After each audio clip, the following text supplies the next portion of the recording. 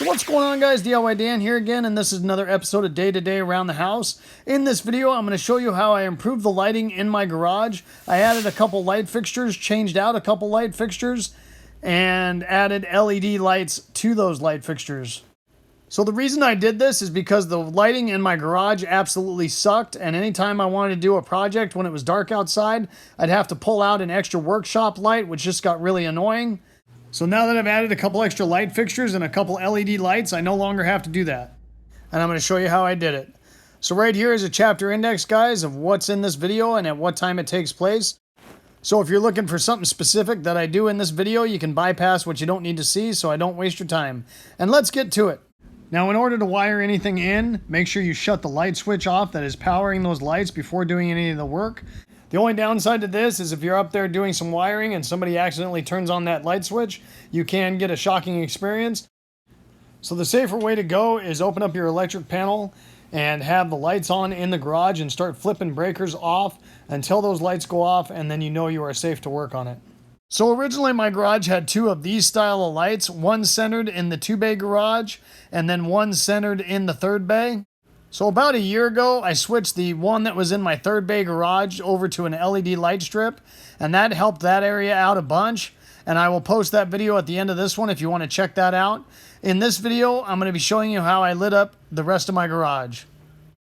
So the main supplies I had to get for this was a couple of ceiling brace and box kits.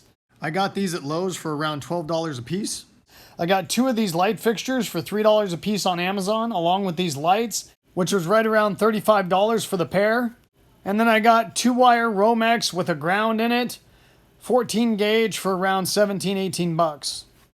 Now obviously there were some extra supplies like wire nuts and some extra screws and stuff, but those were the main components that I had to get to make this possible. I also already had 2 of these LED light strips that I mounted towards the front of the garage, and one of the LED lights that was similar to the ones that I just purchased on Amazon. So obviously, since I added some light fixtures, I had to do some electrical work, but that's really not that complicated and should not scare you away from possibly doing something like this. Here is a wiring diagram of how the electrical was ran in my garage before I changed anything. The hot, common, and ground were ran to the light switch from the breaker panel, and then from the switch, it ran over to the first light in the 2-bay garage and then jumped from that light over to the light in the 3rd bay garage. So all I did to add these extra light fixtures is piggyback in the same manner as they did and went from that light in the 3rd bay garage down to one of my new light fixtures. Then went from the light fixture that I added over to the next light fixture. And then finally ran from that light fixture over to an outlet that I used to run the 2 LED light strips at the front of my garage. Now that's just an overview of the lighting and how it's going to work. I am going to go in more detail a little bit later in this video.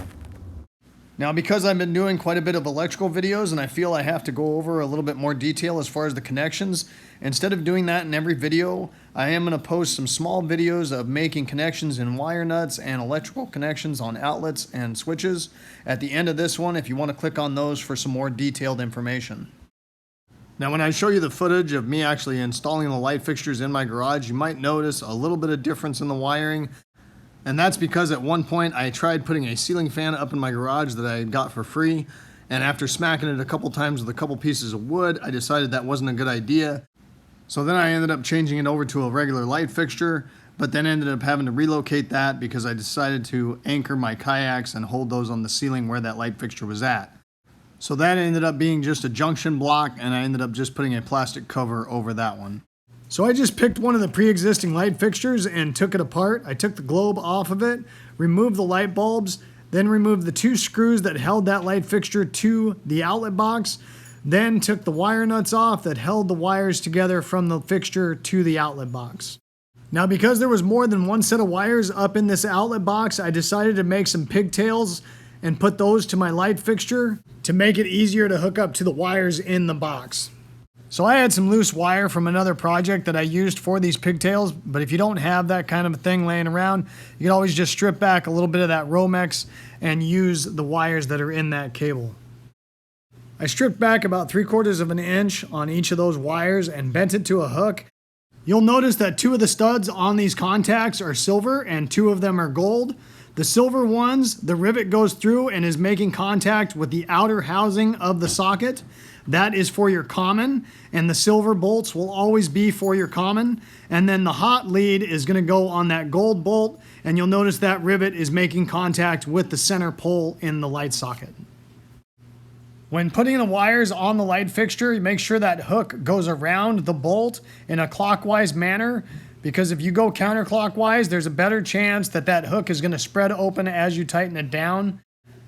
And after I'm done tightening my connections down, I always give the wires a good tug to make sure I don't see any movement, because a loose connection with electricity can cause heat, which can be a fire hazard. After tightening those down and checking them, I went ahead and stripped the wires on the other end of the pigtail so I could tie them in to the pre-existing wires that were in the light fixture outlet box. Using wire nuts, I connected the 3 hot leads together, which is the black wire, the one off of my light fixture, plus the 2 that were pre-existing in the outlet box. Then I connected the 2 pre-existing white wires, which are the common, plus the white wire off of my light fixture together. Since this light fixture had no place to put a ground to it, I connected the 2 pre-existing wires that were a ground and the 1 extra wire that they had going to this outlet box with 1 more wire nut. Now, even though it's not absolutely necessary, I do wrap all of my connections with electrical tape as another added layer of protection. Then tucked all those wires up into the outlet box and put the 2 screws in to hold that light fixture to that box. I did add a couple small washers to give those bolts that were holding this fixture in place a little bit more surface area to catch on that light fixture. Then all that was left to do was thread that new LED light into that light fixture, and this one is all done. So this was another one of those same style of light fixtures that I replaced. I'm going to go over this one really quick because the only difference was the amount of wires that was in the outlet box to start with, and because there was just one set, I went ahead and hooked these wires directly up to the light fixture instead of making the pigtails and connecting those pigtails with wire nuts to the pre-existing wires in the outlet. And once again, since these light fixtures do not have a place for a ground wire, I attached that bare ground wire to the grounding stud inside the outlet box. After hooking that ground up, all that was left to do was put the bolts with the washers in and hold this light fixture in place. Then I went ahead and tried out the original LED light that I had bought to put in one of these light sockets, so you can get a reference of what that looks like. Then I went ahead and put one of the new LED light fixtures that has a little bit more LEDs in it so I could compare that to the other style. In this next little clip, you can see one of the brand new LED lights compared to the old incandescent light fixture that I replaced, and you can see the brightness difference there. Now, if you're planning on adding an extra light fixture instead of just replacing the ones that are pre-existing, you will need to add a box kit to install that light fixture too. I've used this ceiling brace and box kit several times and I've never had an issue with it. Using my density stud finder, I made sure there was no studs in the exact location where I wanted my new light fixture to be. Then I went up in the attic and made sure there was no obstructions like water lines or electrical. I drilled a small hole in the ceiling and then went and checked for obstructions one more time in the attic. I placed the electrical box on the ceiling, marked it out with a pencil, and then using my saw, cut out that area for the electrical outlet box. I tend to go a little small with the hole at first and then set it up into place. I can always go back and open it up a little bit more. It's hard to shrink a hole if you cut it too big. Then went up into the attic and assembled the brace and box together. You want to get the bolts started at this point, but not tighten them down fully because that allows you to adjust the box and brace where you want it. Now there is little 90-degree areas on this brace kit that makes it a little bit more difficult to install them when the drywall is up. So when installing it into place, you want to make sure that gets between the 2x4 and the drywall, and you can use a hammer to assist to kind of kick it into place. I didn't have a hammer with me at the time, so I just made sure it was underneath the lip of the stud and then used the screws to pull it into place that way. Now, something I didn't realize at first, but I know now, is that there's different little breakout points depending on the thickness of your drywall or sheetrock. I actually installed a couple of these and I thought, why is it not even with the drywall? And that's because I needed to snap off the first tab on this bracket because I have 3/4 inch drywall on my ceiling. So if you have 1/2 inch, you just leave it as is. If you have 3/4, you snap off the first one like I'm doing here. And if you have 1 inch sheetrock, then you would snap off both of those tabs. When up in your attic, make sure you don't put any weight on the drywall itself. I've even taken a piece of plywood up with me at certain times to place on top of 2 of the studs up in the ceiling to give myself a better work surface if I know I'm going to be up there for a while. You really don't want to add drywall repair to your list of projects when all you're trying to do is give yourself some better light in your garage. Once you get it fully secured up on the bracketry in the attic, then you want to go back down and tighten the 2 screws that go from the box to the bracketry to hold everything in place. Then I went back up into my attic, and since I forgot to bring a hammer and a screwdriver up with me, I used my impact to punch out the plug where the wires go through the outlet box. Hopefully Rigid isn't subscribed to my channel in case I have to warranty this tool. So you'll notice I'm putting 2 sets of wires in this outlet box. One is the supply from the pre-existing light fixture, and the other one is a power supply going over to an outlet that I'm going to run for 2 more of my lights towards the front of the garage. Right here, I'm feeding a set of the Romax wire into one of the pre-existing light fixtures that I put in about a year ago that I'm pulling power from to supply the new light fixture and the outlet that I'm using to power the 2 LED light strips in the front of the garage. These metal light fixture box kits will come with a protective sleeve that snaps into that metal housing to protect the wires from possibly chafing against the sides of that metal housing and shorting out. So make sure you snap that into place and put your wires through that plastic sleeve. Now obviously if you only have 1 light fixture in your garage, you're going to need to pull off of that one. The only reason I'm pulling off of this one is because it was the closest to the other light fixtures and outlet that I'm installing, so that meant less Romex wire I had to buy and therefore cheaper. I removed the screws to the light fixture that were holding it to the box and then removed the wire nuts that were attaching the electrical. Alright guys, so if you've got a single light fixture in your garage, this is most likely what you're going to have. You're going to have your hot wire, which is black, coming into a wire nut and then going down to your light fixture. You'll have the common or neutral wire coming down, which will be your white wire, again going down to your light fixture. And then depending on whether your light fixture has a ground, if it doesn't, your ground's going to be coming in and going to the outlet box in the ceiling. If your light fixture does have a ground, you don't want to directly connect this to the grounding stud because you don't want to stack wires on top of a bolt connection.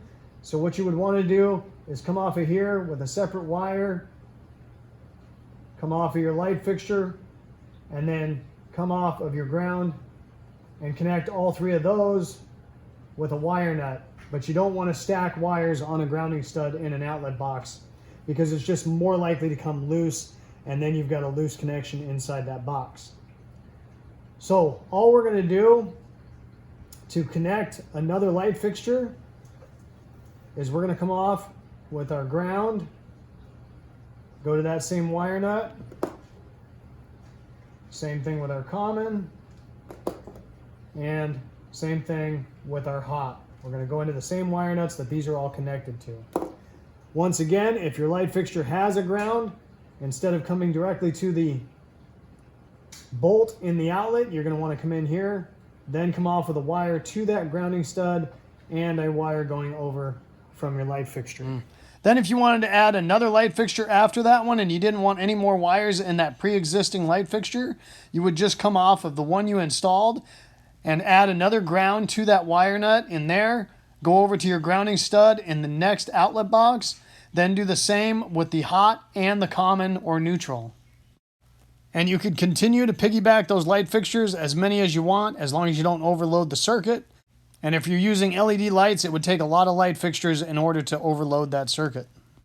Now in my situation, because this light fixture was in the way, instead of coming down here to the light fixture, I basically just took these wires and hooked them directly up to my other light fixture